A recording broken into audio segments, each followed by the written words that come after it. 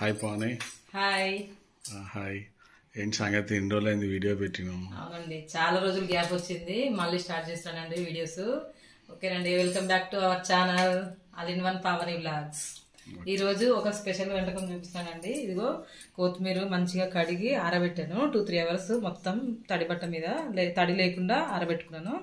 ఇప్పుడు దీన్ని పచ్చడి ఎలా చేయాలో చూపిస్తాను. ఇది 2-3 మంత్స్ అయినా నిల్వ ఉంటుందండి. మంచిగా తేమ తడి లేకుండా ఎలా చేసుకుంటే 2-3 మంత్స్ నిల్వ ఉంటుంది. Let's start process.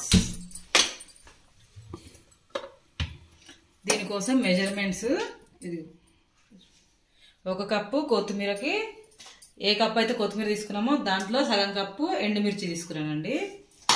దాంట్లో 1/2 కప్పు ఇది చింతపండుకి మనము ముందుగా నీళ్ళు బాగా హీట్ చేసి చింతపండు మునిగేంత వరకు వేసుకోండి. ఎక్కువగా పోయొద్దు, కొంచెం చింతపండు మునిగేంత వరకు వేసుకోండి.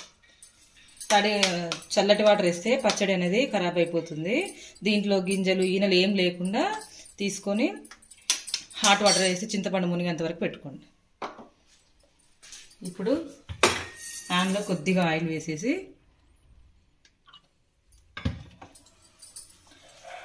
ఎండుమిర్చి ఫ్రై చేసుకోండి. ఎండుమిర్చి ఎప్పుడైనా 2 ముక్కలుగా చేసి ఫ్రై చేసుకోండి. గింజలు కూడా వేగుతాయి, అలాగే మంచిగా వేగుతుంది అన్నమాట. ఇదిగోండి, ఇలా వేగిన తర్వాత ఎక్కువగా వేగించకండి, నల్లగా అయిపోతుంది పచ్చడి. ఇలా వేగిన తర్వాత ఒక 2 నిమిషాలు మనము మిక్సీ జార్లో తీసుకుందాం. ఇదిగోండి, అదే ప్యాన్లో ఇంకొంచెం ఆయిల్ వేసుకోండి. కొంచెం ఆయిల్ వేసేసి ఇదిగో కొత్తిమీర ఏం తడి లేకుండా ఉంచుకోవాలి. నేను ఒక పెద్ద కట్ట తీసుకున్నానండి. దీన్ని మంచిగా ఫ్రై చేసుకోవాలి.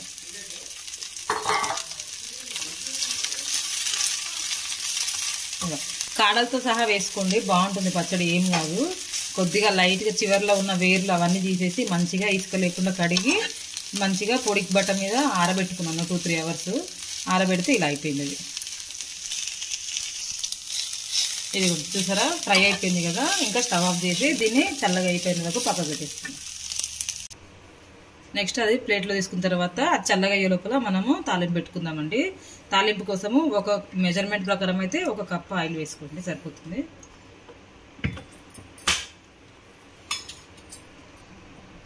ఆయిల్ వేడెక్కిన తర్వాత కొద్దిగా శనగపప్పు, మినపప్పు, ఆవాలు, జీలకర్ర, ఎండుమిర్చి కొద్దిగా ఇవన్నీ వేసిన తర్వాత ఇదిగోండి వెల్లుల్లిపాయలు కొద్దిగా పొట్టుతోనే ఇట్లా కొంచెం లైట్గా నల్లగొట్టాను. ఇవి వేసేసి స్టవ్ ఆఫ్ చేసేసేయండి. మిక్సీ పట్టే లోపల ఇది చల్లగా అయిపోతుంది కదా. చల్లగా అయిపోయిన తర్వాత తాలింపు కలిపిద్దాం. ఇదిగోండి, ఎండుమిర్చి కూడా చల్లగా అయిపోయినాయి. ఇప్పుడు మనము మిక్సీ పట్టుకుందాము. ఎండుమిర్చిలోకి ఒక 2 టేబుల్ స్పూన్ల సాల్ట్ వేసాను. ఇదిగో చింతపండు మనం నానబెట్టాం కదా, మొత్తం దీంట్లో వేసేసుకోండి ఇలా. నెక్స్ట్ 1 స్పూన్ పసుపు వేసాను. ఇదిగోండి, ఇది జీలకర్ర మెంతులు 2 కలిపి నిన్ననే పొడి చేశానండి, అందుకే మళ్ళీ ఈరోజు చూపించలేదు. ఇది ఒక జీలకర్ర మెంతులు వేగించి 1 స్పూన్ పొడి చేసి పెట్టాను. ఇది ఆల్రెడీ చేశాను కాబట్టి నేను వేస్తున్నాను. మీరు లేదంటే మీరు ఫ్రై చేసుకుని మిక్సీ పట్టేసుకోండి. ఓకే, దీన్ని ముందు మెత్తగా మిక్సీ పట్టాలి. ఇదిగోండి, ఇలా మెత్తగా గ్రైండ్ చేసుకోవాలి. గ్రైండ్ చేసిన తర్వాత ఇదిగో కొత్తిమీర అంతా మనము ఫ్రై చేసాం కదా, ఇది చల్లగా అయిపోయిన తర్వాత మిక్సీ పట్టడమే దీంట్లో.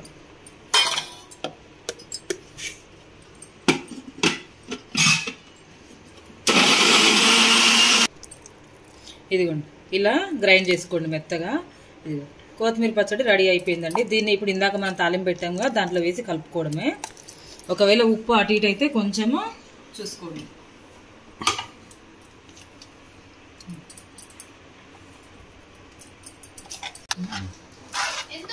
ఇదిగో ఇలా పోపు చేసాం కదా, ఇది చల్లగా అయిపోయిన తర్వాత దీంట్లో కలిపేసుకోవడమేనండి.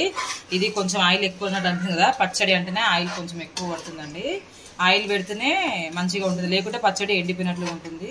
దీన్ని మనం ఎయిర్ టైట్ కంటైనర్లో పెట్టుకున్నామంటే 2-3 మంత్స్ వరకు నిల్వ ఉంటుంది. తడిచేయి తగలకుండా చూసుకోండి ఎప్పుడైనా సరే. పచ్చడి ఏ పచ్చడైనా సరే టిప్పు తడిచేయి తగలకుండా చూసుకోండి, అంతేనండి. ఇదే స్టేజ్లో మనము కొంచెం ఉప్పు సరిపోయిందా లేదా అనేది టేస్ట్ చేసేసి మనము జార్లో పెట్టేసుకుందామండి. నాకైతే టేస్ట్ కొంచెం సాల్ట్ సరిపోలేదు అనిపించింది, అందుకే కొంచెం లైట్గా వేసి కలిపాను. మీరు మీ టేస్ట్కి తగ్గట్టు ఉప్పు చూసి కలుపుకోండి. ఓకేనండి. నా వీడియో కనుక మీకు నచ్చినట్లయితే ప్లీజ్ లైక్, షేర్, సబ్స్క్రైబ్. కొత్తిమీర పచ్చడి రెడీ.